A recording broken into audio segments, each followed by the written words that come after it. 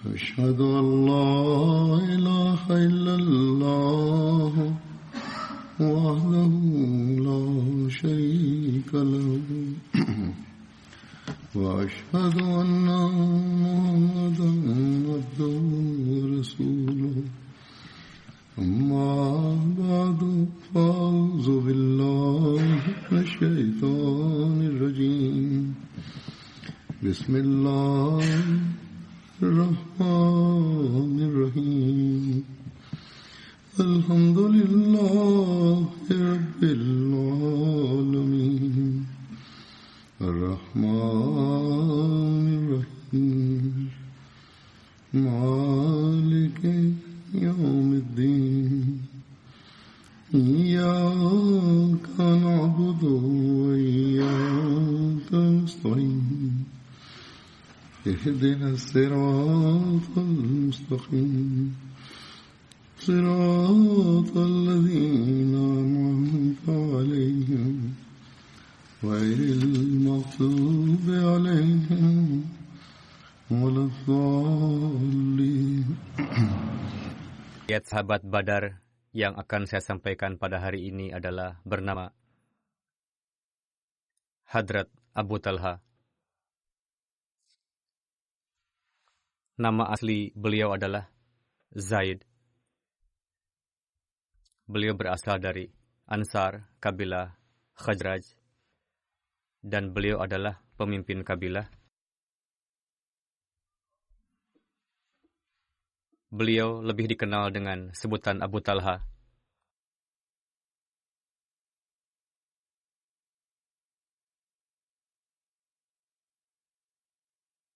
Ayahanda beliau bernama Sahal bin Aswad dan ibunda beliau bernama Ubadah binti Malik. Beliau mendapatkan taufik untuk baiat di tangan Rasulullah pada peristiwa baiat Aqabah kedua. Beliau ikut serta pada perang Badar dan seluruh peperangan lainnya bersama dengan Rasulullah. Ketika Hadrat Abu Ubaidah bin Al-Jarrah hijrah ke Madinah, maka Rasulullah menjalinkan persaudaraan antara Hadrat Abu Talha dengan Hadrat Abu Ubaidah. Kulit beliau berwarna gandum, postur tubuh sedang, dan beliau tidak pernah mengenakan khidab pada rambut atau janggut, yakni apa adanya. Hadrat Anas merupakan putra dari suami pertama Ummi Sulaim. Suami pertama Ummi Sulaim adalah Malik bin Nazar. Pasca kewafatan Malik bin Nazar, Ummi Sulaim menikah dengan Abu Talha. Dari pernikahan tersebut terlahir Abdullah dan Umair. Hadrat Anas meriwayatkan, Hadrat Abu Talha mengirimkan pesan lamaran kepada Hadrat Ummi Sulaim. Ummi Sulaim berkata, "Demi Tuhan, saya tidak menolak untuk menikahi pria seperti Anda. Namun Anda adalah seorang musyrik, sedangkan saya muslimah." Riwayat Sunan Nasai. Dan tidak diizinkan bagi saya untuk menikahi Anda. Jika Anda baik masuk Islam, baiat tersebut akan menjadi mahar Anda bagi saya. Saya tidak menuntut apa-apa lagi selain itu. Lalu Hadrat Abu Talha baiatnya beliau ditetapkan sebagai mahar. Hadrat Sabit radhiyallahu anhu sering mengatakan, "Saya tidak pernah mendengar dalam Islam berkenaan dengan seorang wanita yang maharnya sangat terhormat seperti ini, sebagaimana maharnya Ummi Sulaim." Hadrat Abu Talha ikut serta bersama dengan Rasulullah pada perang Badar. Diriwayatkan dari Hadrat Abu Talha bahwa Nabi SAW memerintahkan untuk mengumpulkan 24 pemuka Quraisy yang terbunuh.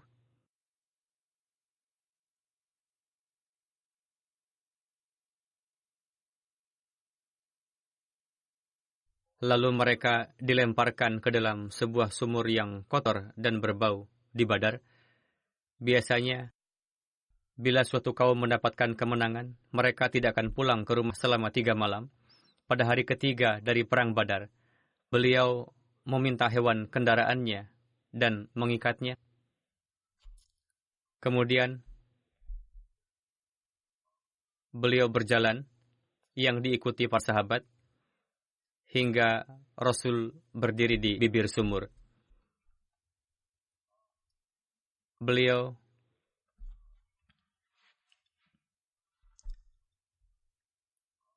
Rasul menyebutkan nama orang-orang musyrik yang jasadnya dilemparkan ke dalam sumur itu, termasuk nama bapak-bapak mereka.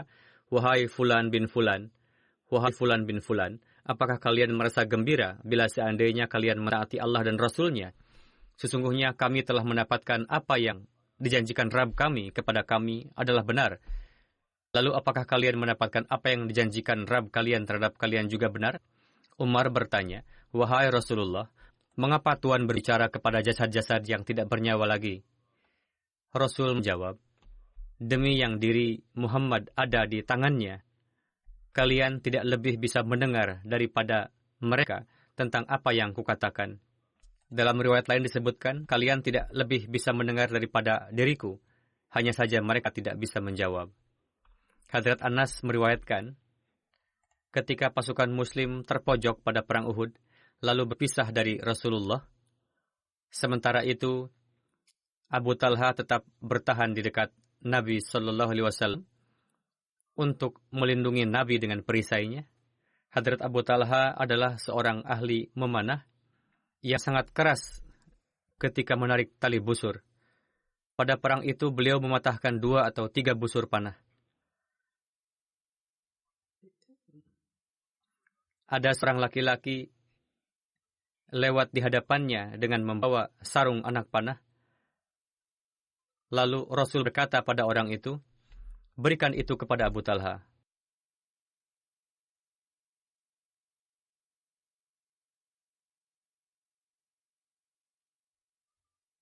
Hadrat Anas meriwayatkan, Rasul mendongakkan kepala untuk melihat keberadaan musuh. Abu Talha berkata,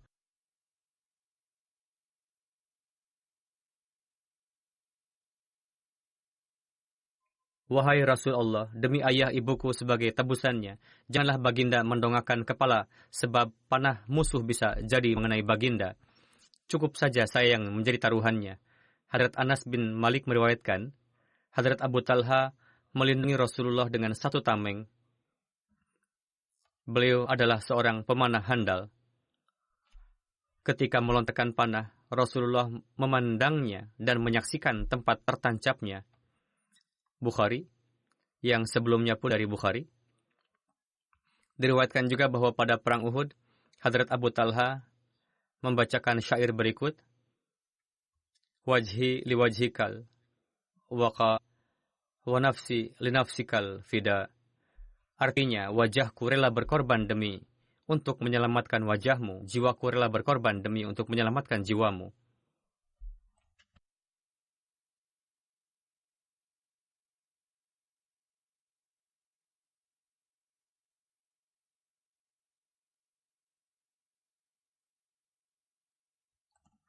Hadrat Anas meriwayatkan,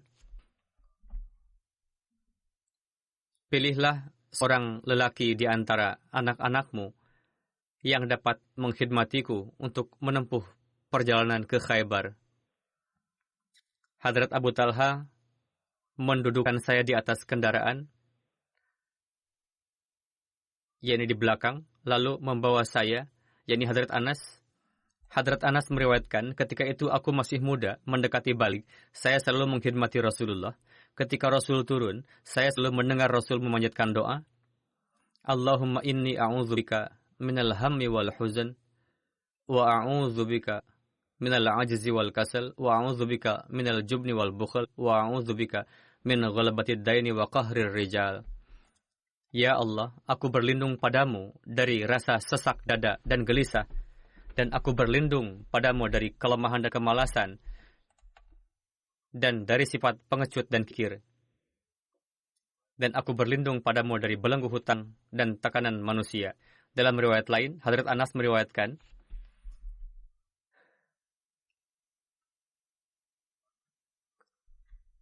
ketika Rasulullah tiba di Madinah, beliau tidak memiliki khadim. Hadrat Abu Talha memegang tangan saya dan membawa saya ke hadapan Rasulullah dan berkata, "Wahai Rasul, Anas adalah pemuda yang dewasa. Dia akan mengkhidmati Tuhan." Hadrat Anas berkata, "Sebagaimana dalam safar atau kondisi biasa pun, saya selalu mengkhidmati Rasulullah. Pekerjaan apapun yang saya lakukan, Rasul tidak pernah mengatakan, 'Kenapa kamu melakukannya demikian?' Begitu juga pekerjaan yang saya tidak lakukan, Rasul tidak pernah bersabda, 'Kenapa kamu tidak melakukannya begini?' Yakni Rasul tidak suka mengomel." Hadrat Anas bin Malik meriwayatkan, kami bersama dengan Rasulullah ketika Rasul kembali dari Usfan, yakni sebuah nama tempat yang terletak Mekah dan Madinah. Saat itu Rasul tengah mengendarai unta dan istri Rasul juga. Hadrat Safiyah tengah duduk di belakang Rasul. Saat itu unta beliau tersandung sehingga beliau berdua ikut jatuh. Melihat kejadian itu, Hadrat Abu Talha langsung melompat dari untanya dan berkata, "Wahai Rasul, aku rela berkorban demi Tuhan." Rasul bersabda, "Pertama-tama lihat dulu keadaan wanita." Lalu Hadrat Abu Talha menutupi wajahnya dengan cadar, lalu menghampiri Hadrat Safiyah, lalu menutupi Hadrat Safiyah dengan pardah. Sedemikian rupa mereka memperhatikan pardah. Lalu Hadrat Abu Talha menegakkan kendaraan Rasul, kemudian beliau berdua menaikinya dan berangkat. Kami membuat formasi sekeliling Rasul. Ketika sampai di dataran tinggi Madinah, Rasul bersabda, "Aibuna, ta'ibuna, abiduna, lirabbina hamiduna." Kami kembali, kami bertaubat di hadirat Tuhan kami beribadah kepada Tuhan kami, dan memujinya. Beliau terus membacakan kalimat tersebut sampai memasuki Madinah. Hadrat Muslim Maud radhiyallahu anhu menjelaskan peristiwa tersebut, bersabda, ketika Hadrat Rasulullah dalam perjalanan pulang dari perang Khaybar, saat itu istri beliau Hadrat Safiyah ikut menyertai Rasul. Unta yang ditunggangi oleh beliau Sallallahu Alaihi Wasallam dan Hadrat Safiyah tersungkur sehingga membuat beliau berdua jatuh juga. Unta yang ditunggangi oleh Hadrat Abu Talha Ansari berada di belakang unta Rasul. Setelah melihat kejadian itu, Hadrat Talha langsung melompat dari atas unta dan menghampiri Rasul, lalu berkata, "Wahai Rasul, jiwaku rela berkorban demi engkau. Apakah Rasul terluka?" Rasul bersabda, "Abu Talha, pertama-tama lihat dulu wanita, lihat dulu wanita." Rasul bersabda 2 kali. Hadrat Muslim Maud bersabda, Abu Talha adalah pecinta Rasul. Ketika berurusan dengan keselamatan Rasul, saat itu bagaimana beliau dapat melihatnya? Namun Rasul bersabda, "Pergilah, dahulukan wanita." Bagaimana Rasul menjelaskan berkenaan dengan hak-hak wanita? Hadrat Anas meriwayatkan, Rasulullah Sallallahu Alaihi Wasallam telah menyerang Khaybar, dan kami pergi ke dekatnya, lalu melaksanakan salat subuh ketika masih gelap. Lalu Rasul menaiki kendaraan. Begitu juga Hadrat Abu Talha. Saya berada di belakang Hadrat Abu Talha. Rasul mengendarai kuda di jalan-jalan Khaybar.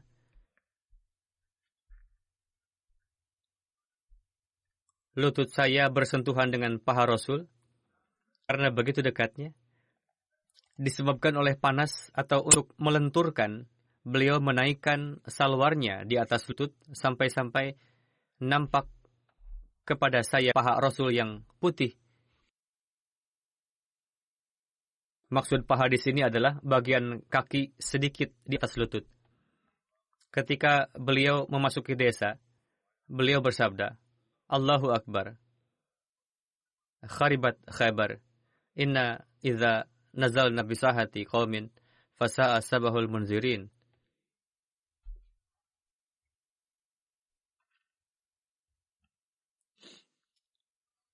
yakni Allahu Akbar.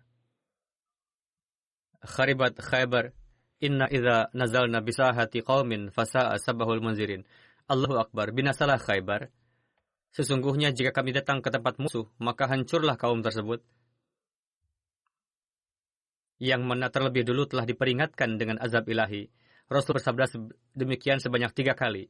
Hadrat Anas meriwayatkan, orang-orang pergi keluar untuk bekerja, lalu mereka berkata, Muhammad sallallahu alaihi wasallam, Dan Abdul Aziz mengatakan, beberapa kawan kita mengatakan khamis kepada Muhammad, yakni tentara. Hazrat Anas mengatakan, kami telah berperang dan menaklukkannya, lalu tawanannya dikumpulkan. Maka datanglah Dahiyah Kalbi dan berkata, Ya Nabi Allah, berikanlah padaku satu tawanan wanita di antara para tawanan. Rasul bersabda, silahkan ambil seorang gadis. Lalu beliau mengambil putri Hayy bernama Safiyah. Lalu ada seseorang datang menemui Rasulullah dan berkata, Wahai Nabi Allah, Tuhan telah memberikan Safiyah binti Hayy yang merupakan pemimpin Banu Quraidah dan Banu Nazir kepada Dahiyah. Wanita itu hanya layak untuk Tuhan saja. Rasul bersabda, panggil Dahiyah dengan Safiyah, lalu ia membawa Safiyah dan disertai juga oleh Hadrat Dahiyah. Rasul bersabda kepada Hadrat Dahiyah, silahkan kamu pilih lagi dari antara tawanan lainnya. Hadrat Anas mengatakan, lalu Rasulullah memerdekakan Hadrat Safiyah dan menikahinya. Hadrat Sabit bertanya kepada Hadrat Anas, mahar apa yang diberikan oleh Abu Hamzah, yakni Hadrat Rasulullah? Beliau menjawab, Rasul telah memerdekakannya dan menikahinya. Kebebasannya lah yang merupakan mahar baginya. Ketika Rasul masih di jalan, Hadrat Ummi Sulaim mendandani Hadrat Safiyah untuk Rasulullah, lalu menikahlah di sana setelah dikirimkan kepada Rasulullah. Pada hari berikutnya,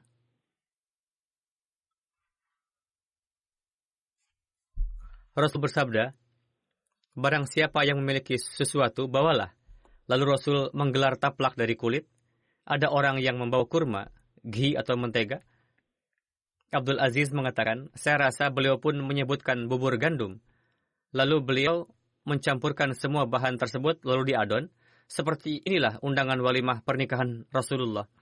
Dalam riwayat lain dikatakan, setelah menaklukkan benteng, Hadrat Safiyah menjadi bagian Hadrat Dahiyah. Lalu beberapa sahabat datang menjumpai Rasul dan memuji sifat-sifat Hadrat Safiyah. Begitu juga dari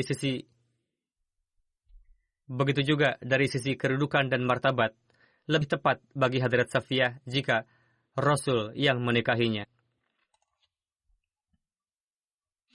Lalu Rasulullah mengirim pesan kepada Hadrat Dahiyah,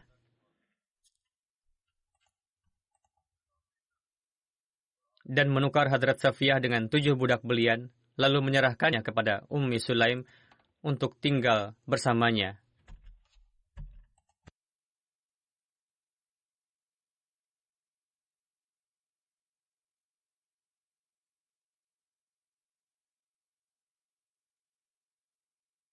Sebagaimana telah disebutkan di awal, Rasul menikahi Hadrat Safiyah. Hadrat Anas bin Malik meriwayatkan, Rasulullah bersabda, pada hari Hunain, barang siapa yang membunuh seorang kafir, maka ia akan mendapatkan harta orang kafir tersebut. Pada hari itu, Hadrat Abu Talha membunuh 20 kafir dan mengambil barang-barangnya. Hadrat Abu Talha melihat Hadrat Ummi Sulaim, yang mana beliau memiliki sebuah pisau. Beliau bertanya, Ummi Sulaim, apa ini? Beliau menjawab, demi Tuhan, saya beriradah, jika ada kafir yang mendekatiku, aku akan merobek perutnya dengan pisau. Hadrat Abu Talha memberitahukan hal tersebut kepada Rasulullah. Sunan Abu Daud. Hadrat Anas meriwayatkan, Rasulullah bersabda, suara Abu Talha terdengar nyaring di antara bala tentara. Dalam riwayat lain disebutkan, bukan jemaat tetapi di antara 100 bahkan 1000 orang.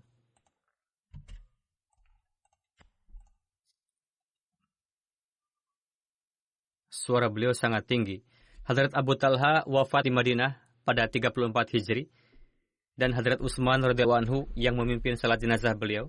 Ketika wafat, usia beliau adalah 70 tahun, sedangkan menurut penduduk Basra, beliau wafat pada saat melakukan perjalanan laut dan dimakamkan di suatu pulau. Hadrat Anas meriwayatkan, disebabkan karena jihad, sehingga Hadrat Abu Talha tidak dapat melaksanakan puasa nafal. Supaya tetap kuat, Hadrat Anas lebih lanjut mengatakan bahwa setelah Rasulullah wafat, saya tidak pernah melihat beliau tidak puasa, kecuali pada saat Idul Fitri dan Idul Adha. yakni setelah itu beliau mulai puasa nafal secara dawam. Berkenaan dengan penghormatan beliau terhadap tamu, terdapat keterangan yang diriwayatkan oleh Hadrat Abu Hurairah. Ada seseorang datang ke hadapan Rasul. Rasul mengirimkan tamu tersebut kepada istri beliau. Istri Rasul berkata bahwa di rumah tidak ada makanan kecuali air.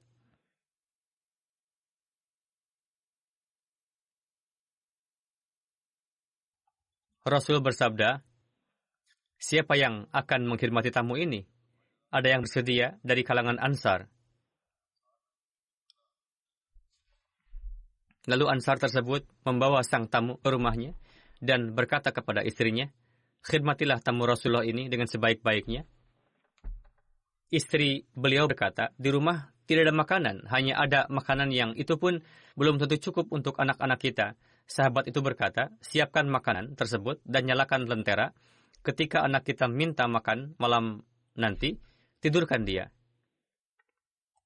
Lalu sang istri menyiapkan makanan dan menyalakan lentera, kemudian menidurkan anaknya. Lalu seolah-olah istrinya memperbaiki lentera padahal mematikannya. Kedua suami istri memberikan kesan kepada tamu, seolah-olah tengah ikut makan. Padahal kedua suami istri itu melalui malam dengan perut kosong. Ketika pagi tiba, sahabat tersebut pergi menjumpai Rasulullah. Rasul bersabda, pada malam tadi Allah Ta'ala tersenyum disebabkan karena amalan kalian berdua. yakni Allah Ta'ala sangat bahagia melihatnya. Allah menurunkan wahyu, wa yu'siruna ala anfusihim walau kana bihim khasasah wa may yuqashuha nafsihi faulaika humul muflihun. Artinya, mereka lebih mengutamakan orang lain daripada diri mereka sendiri, meskipun mereka sendiri sedang mengalami kesempitan. Dan siapa yang dipelihara dari kekikiran dirinya, mereka itulah orang-orang yang beruntung. Hadrat Anas meriwayatkan, ketika Rasulullah meminta untuk mencabut rambutnya, Hadrat Abu Talha adalah orang pertama yang mengambil beberapa helai rambut beliau sallallahu alaihi wasallam. Hadrat Anas meriwayatkan, Hadrat Abu Talha berkata kepada Hadrat Ummi Sulaim, saya mendengar suara Rasulullah terdengar lemas. Saya mengira Rasul tengah lapar. Apakah kamu memiliki sesuatu untuk dimakan? Hadrat Ummi Sulaim berkata, ia menjawab, ya. Lalu ia mengeluarkan sejumlah roti yang terbuat dari gandum, kemudian mengeluarkan kerudungnya, dan lalu membungkus roti tersebut dengan sebagiannya. Kemudian ia melilitkannya di bawah tanganku, lalu mengutusku kepada Rasulullah sallallahu alaihi wasallam. Hadrat Anas mengatakan,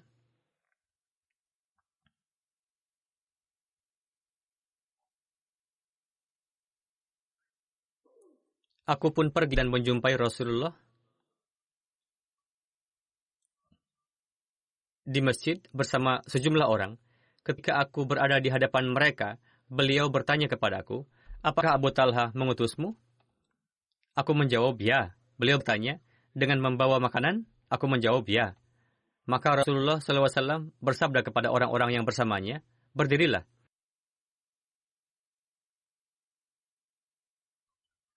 Beliau pun beranjak, dan aku pun beranjak dari hadapan mereka, hingga aku sampai kepada Abu Talha, lalu aku mengabarkan kepadanya. Abu Talha berkata, wahai Ummi Sulaim, Rasulullah sallallahu alaihi wasallam telah datang bersama sejumlah orang, sedangkan kita tidak mempunyai sesuatu untuk menjamu mereka. Ummi Sulaim menjawab, Allah dan Rasulnya lebih mengetahui. Lalu Abu Talha pergi hingga bertemu Rasulullah sallallahu alaihi wasallam. Kemudian Rasul datang dan Abu Talha menyertainya. Lalu beliau berkata, kemarilah wahai Ummi Sulaim, apa yang engkau miliki? Maka ia membawa roti tersebut, lantas Rasulullah SAW memerintahkan untuk membukanya, dan Ummi Sulaim membuat kuah untuk menguahinya. Kemudian Rasulullah mendoakan makanan itu, apa yang hendak dikatakannya. Kemudian beliau bersabda, izinkanlah untuk 10 orang. Lalu diizinkan, dan mereka makan sampai kenyang. Lalu mereka keluar. Kemudian beliau bersabda, izinkanlah untuk 10 orang. Maka ia mengizinkan mereka. Lalu mereka makan hingga kenyang. Kemudian mereka keluar. Selanjutnya beliau mengatakan, izinkan lagi untuk 10 orang. Kemudian mereka semua makan hingga kenyang. Mereka semua berjumlah. Lalu Rasul bersabda, izinkan lagi 10 orang. Lalu mereka sedemikian rupa makan sehingga sampai kenyang. Alhasil mereka semua makan dan makan sampai kenyang. Mereka semua berjumlah 70 atau 80 orang. Ini merupakan kisah keberkatan doa Hadrat Rasulullah SAW. Hadrat Anas meriwayatkan, Abu Talha adalah orang yang paling banyak memiliki kebun kurma di antara sahabat Ansar. Kebun yang paling beliau cintai adalah bernama Birha, yang terletak di depan masjid. Hadrat Rasulullah biasa berkunjung ke kebun tersebut dan meminum air bersih di sana. Hadrat Anas berkata, ketika turun ayat yang berbunyi, lan tanalul birra hatta tunfiku mimma tuhibbun, yakni kalian sekali-kali tidak akan dapat meraih kebaikan sebelum memberikan sesuatu yang kalian cintai. Lalu bangkitlah Hadrat Abu Talha dan berkata, wahai Rasul, Allah Ta'ala berfirman, lan tanalul birra hatta tunfiku mimma tuhibbun, yakni kalian sekali-kali tidak akan dapat meraih kebaikan sebelum memberikan sesuatu yang kalian cintai. Di antara harta saya yang paling saya cintai adalah kebun Birha yang akan ku sedekahkan untuk Allah Ta'ala. Saya berharap semoga ini menjadi kebaikan yang diterima di sisi Allah. Untuk itu, ketika Allah memerintahkan kepada Tuhan, saat itu kami belanjakan. Rasul bersabda, bagus. Ini merupakan harta yang memberikan faedah atau abadi.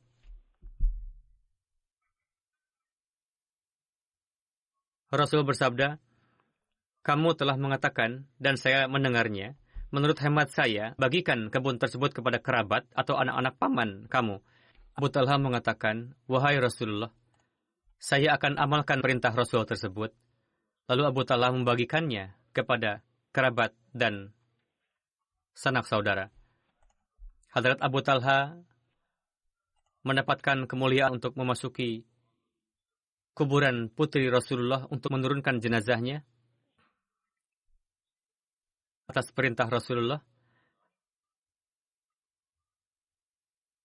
Hadrat Anas meriwayatkan, suatu ketika penduduk Madinah ketakutan. Lalu Rasul mengendarai kuda Abu Talha yang berjalan dengan lambat, yakni malas. Ketika Rasul kembali bersabda, Hadrat Abu Talha, kami mendapati kudamu ada di sungai dan berlari dengan kencang. Setelah itu tidak ada yang dapat menandingi kecepatan larinya kuda tersebut. Hadrat Anas meriwayatkan bahwa Rasulullah SAW berjumpa dengan kami. Beliau dengan bercanda bersabda kepada adik laki-laki saya, wahai Abu Umair, ada apa dengan Nugair? Abu Umair memelihara seekor burung kecil yang diberi nama Nugair. Burung itu mati dan ia menjadi sangat sedih karenanya. Sambil bercanda Rasulullah bersabda mengenai burung itu, ia telah terbang atau telah mati. Pendek kata, anak tersebut terhibur dengan perkataan Rasulullah SAW tersebut. Seringkali ketika waktu salat tiba, Rasul datang ke rumah kami. Beliau memerintahkan untuk menghamparkan selimut yang kemudian beliau duduk di atasnya. Oleh karena itu, kami menghamparkannya dan membersihkannya.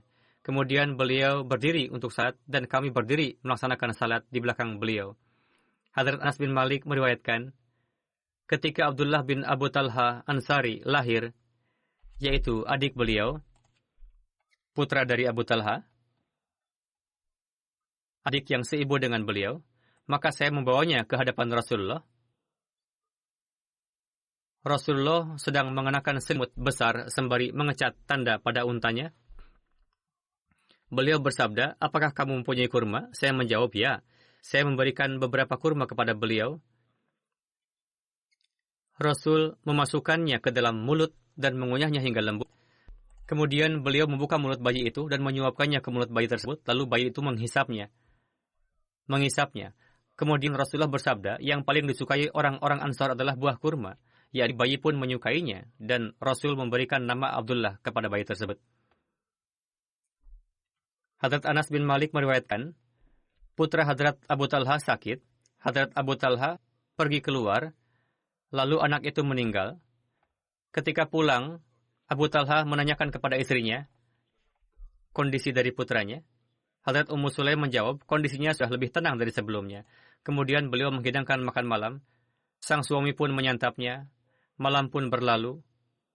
Kemudian beliau memberitahukan bahwa anak itu telah meninggal. Pergilah untuk memakamkannya. Pada pagi harinya, Hadrat Abu Talha menceritakan ini kepada Hadrat Rasulullah. Hadrat Rasulullah mendoakan anak mereka.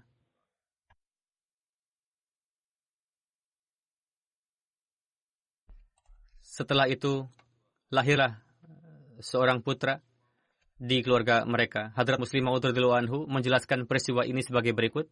Pada hakikatnya, bagi seorang mukmin mengorbankan nyawa tidaklah ada artinya.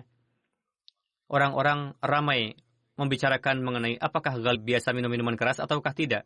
Namun beliau bersabda, dia pun adalah saudaraku, dan aku mendengar dari kakek dan bibiku bahwa dia suka minum minuman keras. Orang yang suka mabuk-mabukan seperti dia pun mengatakan bahwa jiwa yang telah dipersembahkan adalah miliknya. Pada kenyataannya adalah hak tidak terpenuhi.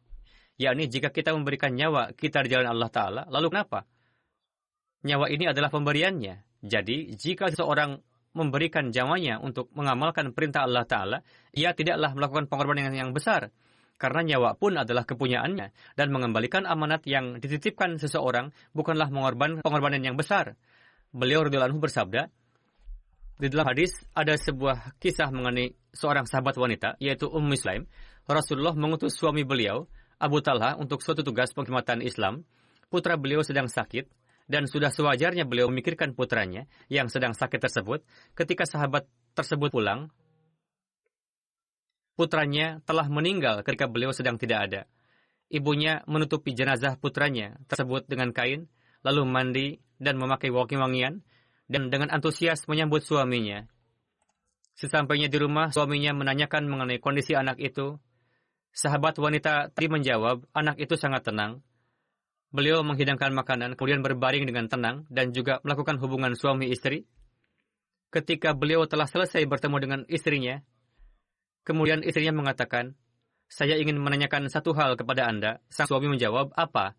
Sang istri berkata, jika ada yang memberikan amanat kepada seseorang, dan setelah beberapa waktu, ia ingin mengambil kembali barang tersebut, apakah barang tersebut harus dikembalikan ataukah tidak? Beliau menjawab, siapa yang begitu bodoh tidak mau mengembalikan amanat seseorang? Sang istri berkata, pada akhirnya, ia akan menyesal telah mengembalikan amanat tersebut. Beliau menjawab, untuk apa menyesal? Barang itu bukanlah miliknya. Jika ia mengembalikannya, maka bagaimana mungkin menyesalinya? Sang istri berkata, begitulah, anak kita adalah satu amanat dari Allah Ta'ala, dan Allah Ta'ala telah mengambilnya kembali dari kita. Inilah ketabahan yang didapati dalam diri para wanita pada masa itu. Pendek kata, memberikan nyawa bukanlah sesuatu yang besar, khususnya bagi seorang mukmin. Ini adalah suatu hal yang biasa. Kemudian, sesuai dengan hadis yang telah disampaikan tadi, Rasulullah SAW mendoakan mereka. Tidak berselang lama setelah peristiwa itu, lahirlah putra mereka. Dan Allah Ta'ala begitu besar memberikan karunia-Nya, sehingga ada salah seorang Ansar yang meriwayatkan bahwa saya melihat 9 anak Hadrat Abu Talha, dan kesemuanya adalah qari Al-Quran, yaitu 9 orang anak laki-laki. Asim Ahwal meriwayatkan, saya melihat mangkuk Nabi yang mulia Sallallahu Alaihi Wasallam ada pada Hadrat Anas. Terdapat retakan di mangkuk tersebut. Hadrat Anas menyambungnya dengan perak. Itu adalah sebuah mangkuk yang besar, dan ini indah yang terbuat dari kayu. Hadrat Anas menuturkan, saya sering memberikan minum pada Nabi yang mulia SAW dengan mangkuk tersebut. Ibnu Sirin mengatakan, mangkuk tersebut dipasangi kawat besi. Hadrat Anas menginginkan supaya menggantinya dengan memasangkan emas atau perak. Namun Hadrat Abu Talha mengatakan kepadanya, janganlah sekali-kali merubah apa yang telah dibuat oleh Rasulullah. Oleh karena itu, beliau mengurungkan niatnya tersebut. Hadrat Anas bin Malik meriwayatkan, saya memberikan arak kurma kepada Hadrat Abu Talha Ansari, Hadrat Abu Ubaidah bin Al-Jarrah, dan Hadrat Ubay bin Ka'ab. Tidak lama kemudian datanglah seseorang membawa berita bahwa arak telah diharamkan. Hadrat Abu Talha seketika setelah mendengar berita dari orang tersebut berkata, "Wahai Anas, pecahkanlah bejana-bejana itu." Hadrat Anas mengatakan, "Saya memecahkan bejana-bejana itu dengan memukulkan sebuah batu ke bagian bawahnya." Hadrat Anas bin Malik meriwayatkan, ketika Nabi yang mulia Sallallahu Alaihi Wasallam wafat, di Madinah ada satu orang yang biasa membuat lehat, yakni model kuburan dengan ceruk di samping. Dan ada seorang lainnya yang biasa membuat syak model kuburan dengan jenazah diposisikan di tengah dan ditutup dengan atasnya lurus horizontal. Sahabat berkata, kami beristikharah kepada Tuhan kami dan memanggil keduanya. Di antara kedua orang tersebut yang datang belakangan, maka kami akan meninggalkannya. Yakni orang yang pertama datanglah yang dipekerjakan. Maka dipanggillah kedua orang tersebut. Maka orang yang biasa membuat lehadlah yang pertama datang. Oleh karenanya, sahabat itulah yang membuat lehad untuk Nabi yang mulia Sallallahu Alaihi Wasallam. Demikianlah kisah lengkap beliau.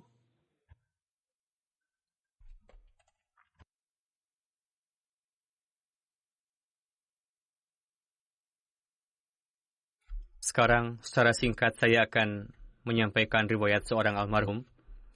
Setelah salat Jumat, saya akan menyalatkan jenazahnya. Yang terhormat Tuan Babu Muhammad Latif Amritsari, Ibnu Hadrat Mia Nur Muhammad Sahib, seorang sahabat Hadrat Masih Maud alaihi salam. Beliau wafat pada tanggal 26 Januari 2020 di Rabuah pada usia 90 tahun. Inna lillahi wa inna ilaihi raji'un. Dengan karunia Allah Ta'ala, beliau seorang musi.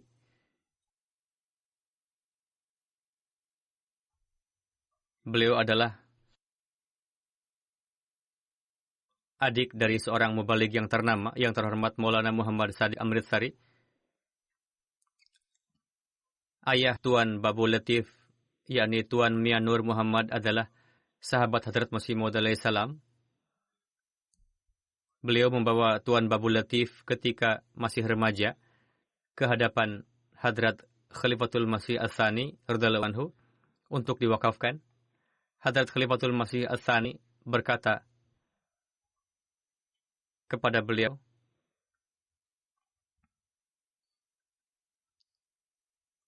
Hadrat Khalifatul Masih Ats-Tsani berkata kepada beliau, Anda mempunyai dua orang putra. Putra yang pertama telah wakaf zindagi dengan menjadi mubaligh. Dia pun akan bekerja sepanjang usianya seperti halnya wakaf zindagi. Demikianlah beliau bekerja seperti layaknya seorang wakaf. Setelah 4,5 tahun bekerja di Direktorat Jenderal Perkeretaapian, pada bulan Oktober 52, beliau mewakafkan diri beliau sebagai karyawan untuk mengkhidmati jemaat. Beliau mendapatkan taufik mengkhidmati jemaat ini sejak 52. Pertama beliau ditugaskan di Nazarat Baitul Mal. Kemudian pada tahun 54 beliau dipindahkan ke kantor harian Al-Fazl. Pada tahun 61 beliau bekerja sebagai juru tulis di kantor Private Secretary. Beliau bekerja di kantor Private Secretary di Rabuah pada 3 tahun terakhir masa kekhilafahan Hadrat Khalifatul Masih Ats-Tsani. Kemudian di masa kekhalifahan Hadrat Khalifatul Masih Ats-Tsalits, setelah hijrahnya Hadrat Khalifatul Masih Ar-Rabi di sini, berdiri di kantor Private Secretary sampai sekarang. Di sana beliau mendapatkan taufik untuk berkhidmat hingga tahun 2014. Dan pada usia 85 tahun diberikan tugas berkhidmat menjadi asisten Private Secretary dan beliau melaksanakan tugas beliau dengan sangat baik. Secara keseluruhan, masa pengkhidmatan beliau adalah selama 62 tahun.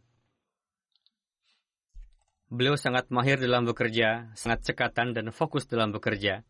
Dan bersamaan dengan itu, beliau pun memiliki kegemaran menelaah buku-buku jemaat. Beliau menelaah buku-buku jemaat secara mendalam. Secara khusus, beliau mendapatkan taufik berkhidmat dalam Nizam Syuro. Beliau banyak berperan pada masa khilafat ketiga maupun setelahnya. Dalam rangkaian pelaksanaan tugas-tugas beliau di Private Secretary yang kaitannya dengan proses jual-beli, beliau dengan sangat cakap dan penuh kerja keras membeli barang-barang dan menjaga harta milik jemaat.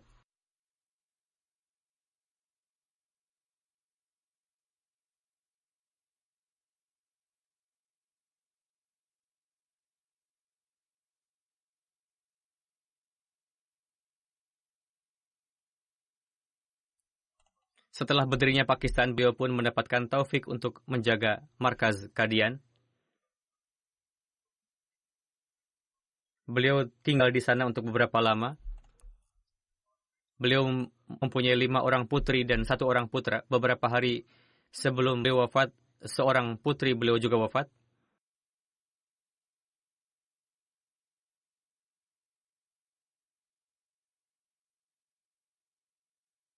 Seorang putra beliau juga adalah mubalik. Istri beliau juga tinggal di London beserta 3 orang putri dan 1 orang putra beliau, Atiq Ahmad, yang juga bekerja di sini.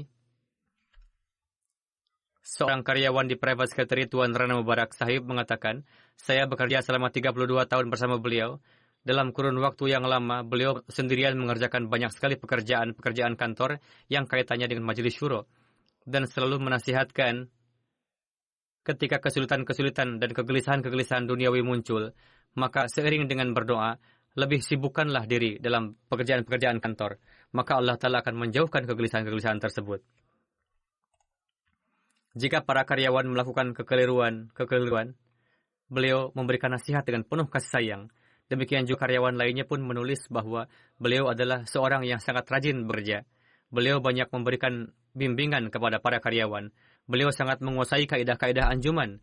Sangat baik dalam penulisan, dalam pemilihan kata pun sangat baik. Ketika mulai menulis, beliau mengawalinya dengan menuliskan bismillah dan sangat disiplin dalam hal ketepatan waktu datang ke kantor. Namun tidak demikian halnya ketika pulang dari kantor. Ketika waktu kantor telah selesai, beliau tidak meninggalkan kantor, melainkan tetap duduk di sana selama pekerjaan belum selesai. Terkadang beliau duduk sepanjang malam dan pulang pada pagi hari keesokan harinya.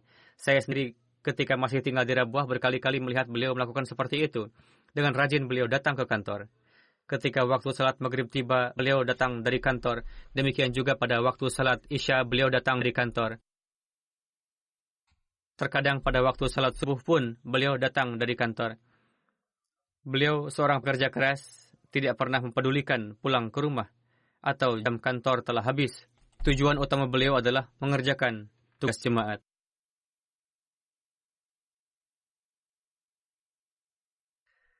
Satu keistimewaan lainnya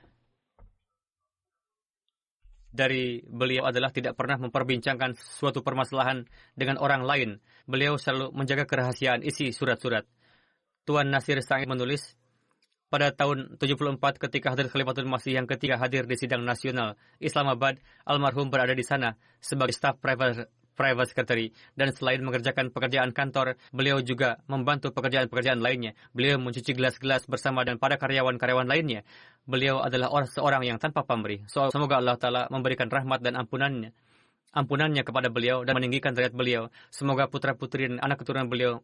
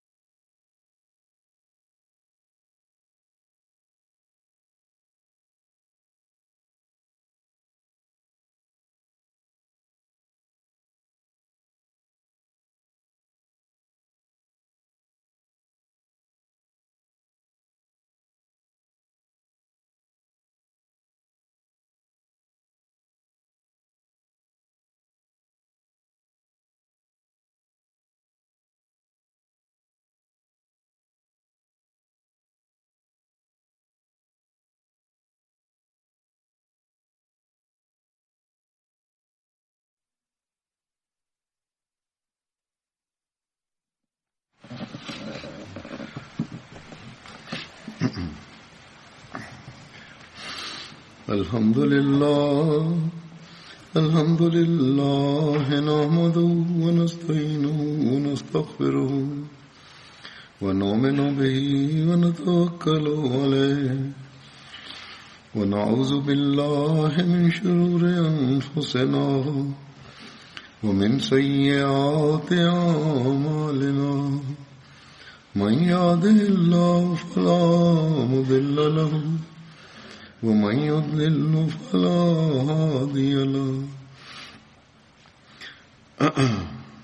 ونشهد أن لا إله إلا الله ونشهد أن محمدا عبده ورسوله عباد الله رحمكم الله إن الله يأمر بالعدل والإحسان وإيتاء ذي القربى وينهى عن الفحشاء والمنكر والبغي يعظكم لعلكم تذكرون اذكروا الله يذكركم وادعوه يستجب لكم ولذكر الله أكبر